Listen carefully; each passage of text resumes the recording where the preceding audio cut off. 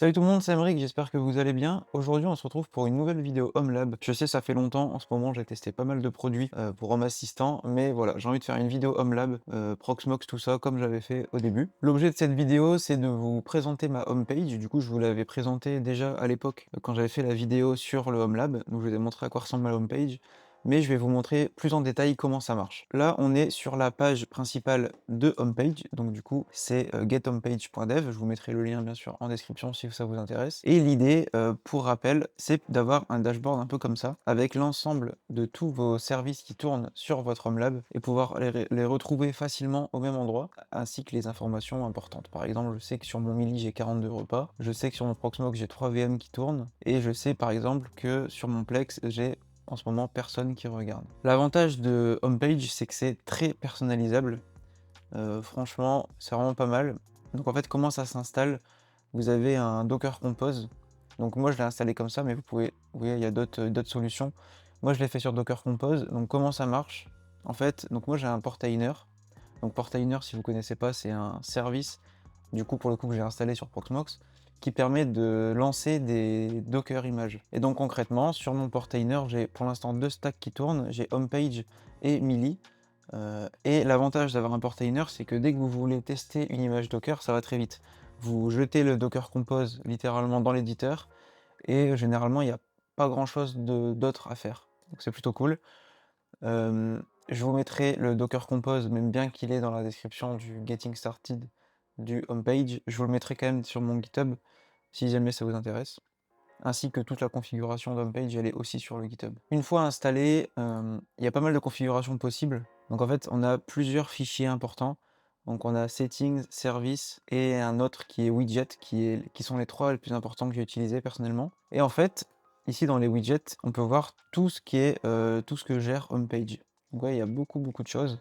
On retrouve du Tailscale, on retrouve du Traefik, du TrueNAS, du Sonar, du QNAP, Qubit, Proxmox, Plex, voilà, il y en a vraiment beaucoup, pfSense, Nextcloud, Mili, Minecraft aussi si vous voulez monitorer votre serveur Minecraft, iFrame, Homebridge, Grafana, voilà, là je lis que ceux que je connais rapidement, Synology bien sûr. En tout cas voilà, il y a vraiment beaucoup de choses qui sont proposées, en sachant que du coup c'est un truc open source, donc vous pouvez vous-même ajouter vos propres intégrations si vous voulez. C'est plutôt bien fait. Voilà du coup à quoi ressemble mon homepage, je vous le disais. Donc moi je l'ai découpé, ici c'est les trucs les plus importants. Donc on a le Proxmox, le PyHole, le Portainer et le VPN. Le VPN je l'ai mis, mais en vrai il n'y a pas de lien et on peut rien faire dessus parce que c'est un OpenVPN, il n'y a pas d'écran de monitoring ni rien. Mais je l'ai mis parce que bah, je l'ai et c'est pour me souvenir que je l'ai entre guillemets. Ensuite il y a tout ce qui est domotique, donc Home Assistant et Mili, mon gestionnaire de repas. Et ensuite il y a tout ce qui est média. Donc là pour le coup on a ma chaîne YouTube, on a TrueNAS, Nextcloud, Plex et QubitTorrent. Voilà, donc si vous avez d'autres services, bah, c'est le moment, c'est l'endroit de les mettre en fait. Et tout ça du coup est personnalisable, je vais vous montrer tout de suite comment ça marche. Hop, ça c'est mon GitHub que je vous parlais, donc il y avait déjà pour les précédentes vidéos des scripts pour Home Assistant, mais voilà maintenant j'ai fait un dossier homepage. On retrouve le Docker Compose si vous voulez juste le jeter dans le portainer comme moi. Et ensuite on a trois fichiers importants, donc bien sûr j'ai obstrué mes clés. Et concrètement, comment ça marche? Donc là, j'ai mes services, et je vais lire rapidement quelques services avec vous. Après, bien sûr, la configuration dépend carrément de vos services et de ce que vous voulez faire, mais je vais vous montrer rapidement, moi, dans mon usage, comment ça marche.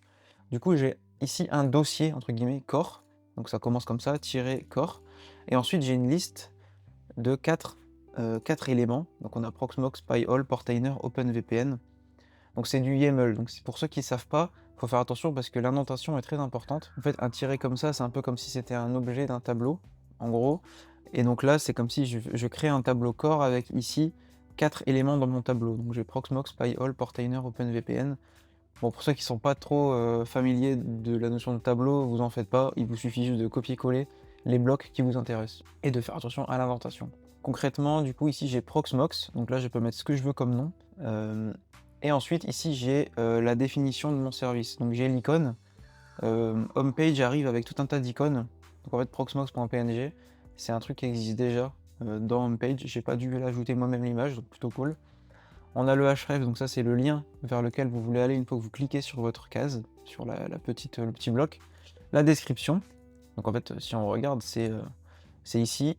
Donc là, vous voyez en bas à gauche le href qui me redirige vers l'endroit, le titre, la description. Et ensuite, on a widget. Et donc ça, widget, c'est justement tout ce qui est en dessous. Donc en fait, c'est la connexion avec le service. Donc le type ici, c'est Proxmox parce que c'est un type qui est reconnu et qui est géré par homepage, tout simplement. On a l'URL. Donc ça, c'est l'URL de connexion à Proxmox. Donc en fait, chaque widget type comme ça, ils ont des prérequis. Donc par exemple, Proxmox, lui, il a besoin de URL, username, password. PyAll, il a besoin de URL key. Après, je sais pas, Portainer, il a besoin de URL, env et key. Voilà. Donc en fait, donc là, vous verrez dans la description, dans la configuration, pardon, chaque service a ses propres propriétés que vous devez renseigner. Donc par exemple, Proxmox, j'ai dû me créer un user sur Proxmox. Je vais pas vous montrer ici comment le faire, parce qu'il y a beaucoup de tutos sur internet pour le faire. Je pense pas que ce soit pertinent. Mais voilà, par exemple pour Proxmox, j'ai dû renseigner username et password, et automatiquement, il m'a détecté que j'avais 3 VM, 8 LXC, etc., etc. Donc ça, c'est mon premier bloc. Ensuite, j'ai un bloc Home Automation, avec Home Assistant, Mili. Donc toujours pareil. Là, pour le coup, Home Assistant, c'est un peu différent parce qu'on peut choisir les propriétés à afficher. Donc moi, j'ai mis en custom ici, et donc j'ai défini qu'ici, c'était mon state sensor.nb_light_on. Donc ça, en fait, c'est juste une entité que j'ai côté Home Assistant, tout simplement. Donc du coup, ça me permet d'avoir un petit récap des quatre infos, donc light, window, température, humidité. C'est pas instantané. Par exemple, là, si j'allume une lumière, vous voyez, c'est pas instant. Par contre, si je refresh, vous voyez que là, ça s'est mis à jour. Donc plutôt pas mal. D'ailleurs, j'ai un peu triché. Par exemple, pour YouTube, il n'y a pas de service YouTube. Du coup, ce que j'ai fait, c'est que c'est en fait un Home Assistant aussi, de type Home Assistant. Et dans Home Assistant, j'ai une entité avec mon nombre d'abonnés et ma dernière vidéo. Donc c'est un petit hack. En fait, facilement, vous pouvez afficher n'importe quoi qui provient d'Home Assistant. Aujourd'hui, moi, j'ai pas mal de choses qui se connectent dans Home Assistant. Et donc, je peux facilement les retrouver ici, quoi. Donc, par exemple, pour mon Mili, Home Assistant a aussi accès à Mili. Donc, j'aurais très bien pu ici faire un type Home Assistant avec les différentes custom propriétés de Mili. Je sais pas si c'est clair ce que je dis, mais en fait, c'est assez personnalisable. Et moi, j'utilise du coup le hack de Home Assistant pour pouvoir faire un peu ce que je veux. Ensuite, on a les médias avec du coup YouTube, TrueNAS, Nextcloud, Plex Media Server, Qubit, plutôt pas mal. Qu'est-ce qu'on a dans les autres fichiers? On a du coup Settings. Donc Settings, c'est vraiment les paramètres un peu du homepage. Donc en fait, on a le titre, on a le... Donc pareil, dans la configuration, il y a pas mal de propriétés possibles. Donc là, j'ai mis card blur, j'ai mis un background d'image comme ça, j'ai mis une langue anglais, j'aurais pu mettre français, c'est vrai. Le thème, la couleur, etc., etc. C'est plutôt cool. On a des providers, donc là j'ai décidé de mettre Open Weather Map, Weather API, c'est les trucs de base.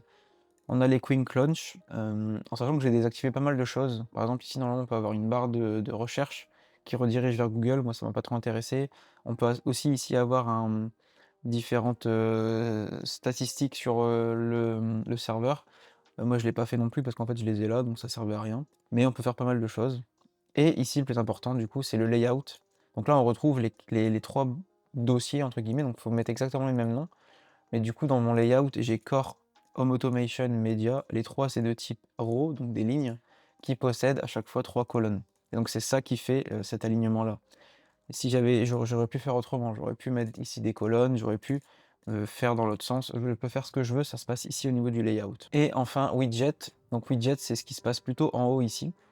Donc on a Open Météo. Donc là, j'ai mis ma maison avec la time zone de Paris. Donc c'est pour ça qu'il m'affiche 13h56. Et le date time ici pour afficher l'heure, tout simplement. Et du coup, où est-ce qu'il faut mettre tous ces fichiers de configuration? C'est très simple. En fait, sur le Proxmox, donc moi dans mon cas, du coup, je l'ai installé sur Proxmox via un Docker. Je me connecte ici sur l'utilisateur et là où j'ai installé le homepage, pour rappel, on peut trouver ça ici. Home, donc moi j'ai mis Tor homepage config. J'ai mis Tor parce qu'en fait à la base j'avais essayé mdal et du coup ça me faisait rire, mais finalement je suis resté sur homepage, enfin bref. Homepage config, vous reprenez ce volume là, et ici si je fais un petit coup de ls, je retrouve du coup mon bookmarks, custom et tous les fichiers. Donc ici on a le service, le settings et le widget, tous les fichiers YAML. Et du coup moi ce que je fais, c'est que en fait je fais un curl et je mets le lien du fichier GitHub en fait que j'ai poussé sur mon GitHub, en privé bien sûr, et je fais un curl, donc blablabla, ces petits chevrons comme ça et vous mettez le fichier et comme ça il va mettre l'intégralité du fichier, dans le fichier, le mettre à jour tout simplement. Donc c'est plutôt cool et derrière c'est instantané. Il y a pas besoin de relancer l'image en fait, il suffit juste de refresh et puis c'est tout.